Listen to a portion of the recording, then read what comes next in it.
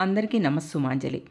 ఎందరో మహానుభావులు అందరికీ వందనములు అనే పంచరత్న కీర్తన రచించి స్వరపరిచిన చాగయ్య గారి వర్ధంతి సందర్భంగా ఆ మహానుభావుని గురించి నాకు తెలిసినది క్లుప్తంగా మీకోసం. కర్ణాటక సంగీత ప్రపంచానికి త్రిమూర్తులు శ్యామశాస్త్రి గారు, ముత్తుస్వామి దీక్షితార్ గారు మరియు త్యాగరాజు గారు. శ్రీ త్యాగరాజస్వామి మే 4వ తేదీ 1767 సంవత్సరంన తిరువారూరులో జన్మించారు. జనవరి 6, 1847 సంవత్సరం పుష్య బహుళ పంచమి నాడు తిరువయ్యూరులో పరమపదించారు. తిరువారులో పుట్టిన వారికి, చిదంబరంలో నటరాజుని అర్చించిన వారికి, అరుణాచలంలో ధ్యానం చేసిన వారికి, కాశీలో మరణించిన వారికి మోక్షం లభిస్తుందని ప్రతీతి. ఈ సంగీత దిగ్గజాలు ముగ్గురు తిరువారూరులోనే జన్మించడం దైవలీలయ్యే కానీ మరొకటి కాదు. త్యాగయ్య గారి తల్లి కాకర్ల సీతమ్మ గారు, తండ్రి కాకర్ల రామబ్రహ్మం గారు.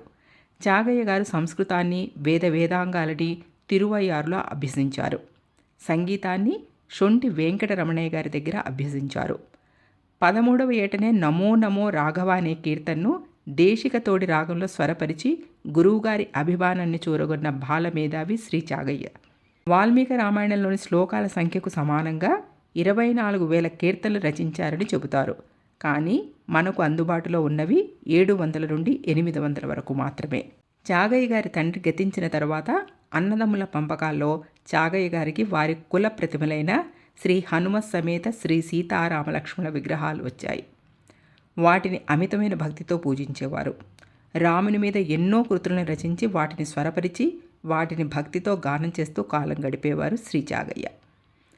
త్యాగయ్య గారు 96 కోట్ల శ్రీరామనామాన్ని జపించి శ్రీరాముని అనుగ్రహానికి పాత్రులై శ్రీరామ సాక్షాత్కారం పొందిన ధన్యజీవి. నాదోపాసన ద్వారా భగవంతుని దర్శించవచ్చని నిరూపించిన వాగ్గేయకారుడు. తంజావూరు రాజు త్యాగయ్య గారి ప్రతిభను తెలుసుకొని అనేక ధన కనక వస్తు వాహనాది రాజలాంఛనాలతో సభకు ఆహ్వానించారు.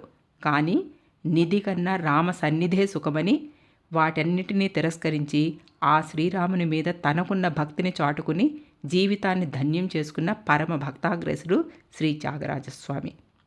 సంగీతాన్ని తన ప్రావీణ్యతను చూపించడానికి కాకుండా భగవంతుని లీలను వర్ణించడానికి, భగవంతుని నామాలను కీర్తించడానికి ఒక సాధనంగా చేసుకున్నారు. త్యాగరాజస్వామి అసమాన ప్రతిభను చూసి ఓర్వలేని కొంతమంది సంగీత విద్వాంసులు వర్ణము గీతముని స్వరపరచని వాడు వాగ్గేయకారుడు కాదని ప్రచారం చేయగా, దానికి సమాధానంగా తానవర్ణాల రీతిలో పెద్ద కృతులను రచించాలని దృఢ సంకల్పంతో రచించి స్వరపరిచినవే పంచరత్న కీర్తనలు. శ్రీరాగంలో ఎందరో మహానుభావులు, నాటరాగంలో జగదానందకారక, గౌళ రాగంలో దుడుకూగల, ఆరభి రాగంలో సాధించనే, వరాళి రాగంలో కనకన రుచిర రచించి స్వరపరిచి శాశ్వత కీర్తిని పొందిన నాద బ్రహ్మ శ్రీ త్యాగరాజస్వామి. ఆయన వర్ధంతి రోజున సంగీత కళాకారులందరూ నియమంగా ఈ పంచరత్న కీర్తనలతో ఆ త్యాగబ్రహ్మను ఆరాధించుకుంటారు.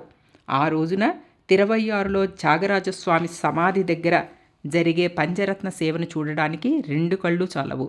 ఆ సేవలో పాల్గొనే అవకాశం దొరకడం సంగీత ప్రియులందరూ తమ భాగ్యంగా భావిస్తారు. సంగీత ప్రపంచానికి మూలస్తంభమై సంగీతానికి నియమాలను ఏర్పరిచిన నాద బ్రహ్మ శ్రీ త్యాగరాజస్వామి.